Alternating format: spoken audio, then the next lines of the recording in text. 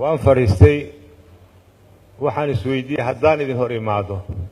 waa maxay waxyaabahan idin sheegi karo waa maxay maxaan idin dhihi karaa markaan aad u fakeray waxaa igu horeeya aan rabo inaan idin iraahdo oon idin mariyo dhalinyarada Soomaaliyeed anigoo ku hadlaya dhammaan dadka Soomaaliyeed muwaadiniinta Soomaaliyeed oo konton jir iyo wixii ka weyn ah magacooda aan ku hadlayo inaan idin iraahdo dhalinyarada Soomaaliyeed naga raalli ahaada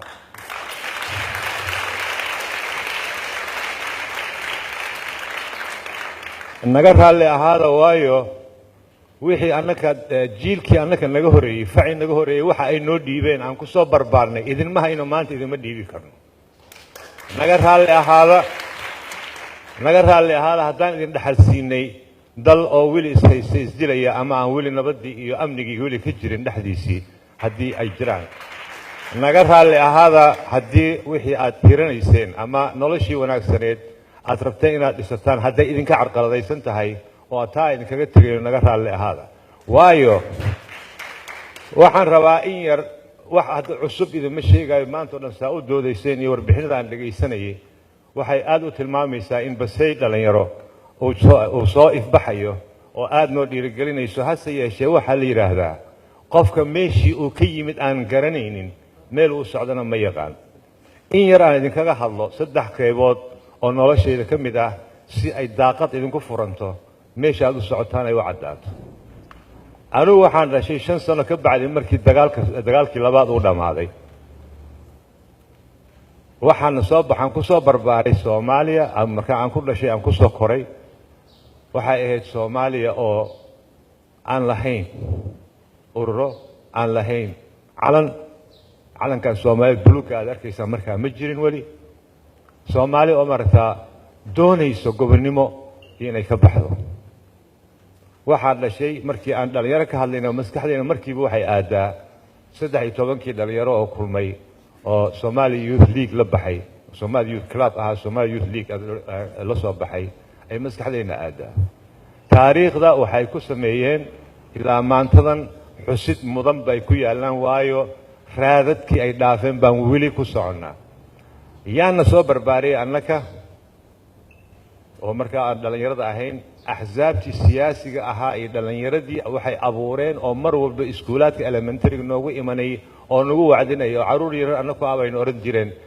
madaxdii berita tihiin waxa yeela waxaan hayeelin saa yeela waana kicinayeen intaa waxay nagu abuurayeen Soomaalinimo ka soo gudub xorriyadii baan ku qaadanay isla ayagii falsafadii ay nagu abuurayeen iyo wacyigii iyo wacyigelinteena siinayeen ku soo gaarnay ilaa 69kii يعني marka ururo waa jireen ururo madax banaan ururo dhalinyaro ururada macallimiinta ururada oo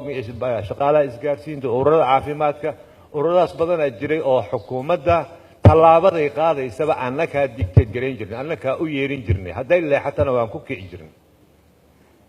taas la yiraahdo dimuqraadiyada ururada loo sameeyay looma sameeyay aniga golay kaas noqonay reerkii hiblay ku faa'iideysana waxa loo sameeyay waxa weeyaan difaaca aad difaacayso arrimaha aad aaminsantahay aqliyan ummadaas ay ku hormarayso ayaa loo sameeyaa mooyaane reer hiblow iyo futa bicid kale looma sameeyo waxa marka muddo aan ku soo soconay dhalinyaranimadii markii aan ku jirnay kontonaadkii ilaa 60naadkii laga soo gaarayay ma ahayn urur dhalinyaro oo sugaya in mucaawano ay xukuumadda ka helaan ama mucaawano urur oo marata NGO ayaamahan la baxay ay ka sugaan ama United Nations ay ka sugaan ma ahayn waa u baahneen lacag inaan ku wadno afkaarta aan wadano iyo waa xorriyada aan gaarno aan rabnay waxaan xusuustaa maalin ilaa hadda aan xusuustaa waxaan sameyn jirnay si aan fundraising arinta yani lacag inaan urursano oo aan buugaag uga soo gadno dadka marata wax ugu qorno waxbarashada meelaha aan ku sameynayno lacag la'aan baan ugu dhacday mar waa isu nimid waa fakirnay xageen lacagta ka keenaa yani shilin Soomaali ma hayno maxaan haynaa xageen ka keenaa waxaanu sameynay riwaayadii aan sameynay marka gabdho waan ugu jireen laakiin habeen waxaan xusuustaa gabadhii ugu jirtay riwaayadii inay soo baaqatay aniga diraca la geliyay adiga xoogaa dhuudhuubanaya dirac li garma lahayn markaas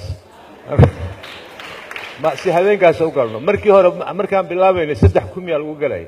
markii dambe la jeclayso nus shilin baan geynay ilaa bugaagtan basic way la dhahay af ingiriisiga aan dadka ku barin aan ku soo gadno soo ururino walaalayaalow waad samayn kartaan